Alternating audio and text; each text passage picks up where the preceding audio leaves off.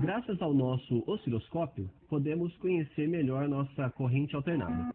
Ela é representada por uma senoide que podemos desenhar graças a uma flecha. E o comprimento dessa flecha representa o valor da intensidade máxima ou da tensão máxima.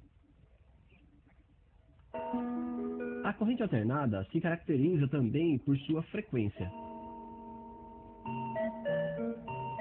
Agora, se nossos senhores nos trouxessem nosso circuito elétrico elementar, nós vamos ligá-lo numa fonte alternada e estudar o que acontece. O valor instantâneo da intensidade e da tensão nos terminais da resistência tem um aspecto senoidal. A todo momento, a lei fundamental continua valendo. Além disso, as flechas de intensidade máxima e tensão máxima estão exatamente paralelas. Corrente e tensão estão, como dizemos, em fase. A tensão é máxima quando a corrente é máxima. A tensão é nula quando a corrente é nula.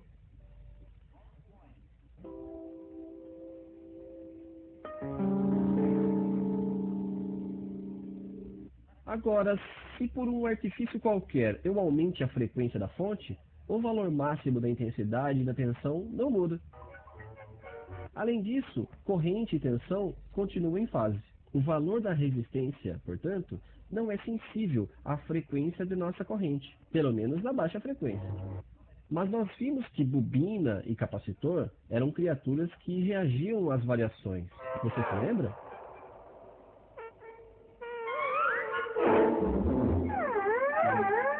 Corrente alternada é uma variação permanente, e quanto mais a frequência é elevada, mais a variação é rápida. De modo que podemos supor que bobina e capacitor seriam sensíveis à frequência de corrente alternada. Mas de que forma? Sr. Ohm, por gentileza, queira substituir uma resistência do circuito por uma bobina, enviando uma corrente alternada.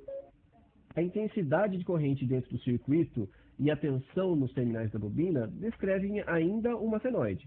Sim, mas elas são deslocadas no tempo. Em outras palavras, nossas duas flechas, intensidade de corrente máxima e tensão máxima, não estão mais sobre o mesmo eixo. Elas estão defasadas em 90 graus. A intensidade de corrente máxima chega a 1/4 de período após a tensão máxima.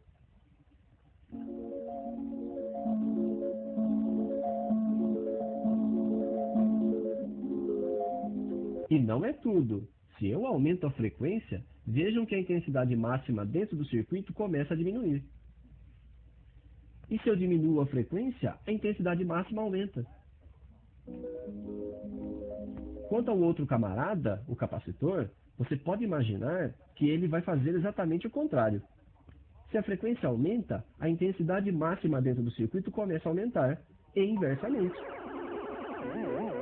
Além disso, a intensidade máxima não chega mais a 1/4 de período depois, mas sim 1/4 do período antes da tensão máxima.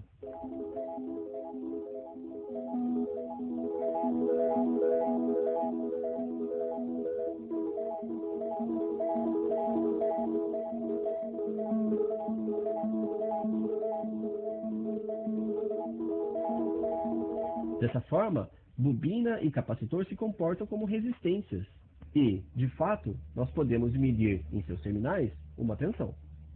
Mas e uma resistência? Ela não varia quando a frequência aumenta ou diminui.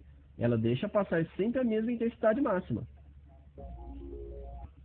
Enquanto a bobina e capacitor não são nem um pouco assim. Nós podemos ver. Isso nos força, portanto, a constatar que se trata de outra coisa, e não de uma resistência pura, que reage à frequência. É uma coisa. Vamos chamá-la de reatância. E observem aqui, X. Então, gravem bem isso, em letra de ouro, sobre uma placa de granito.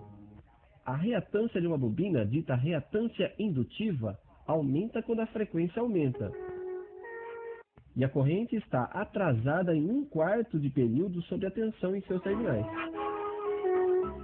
A reatância de um capacitor, reatância capacitiva, diminui quando a frequência aumenta e a corrente está adiantada em 1/4 do período sobre a tensão em seus terminais.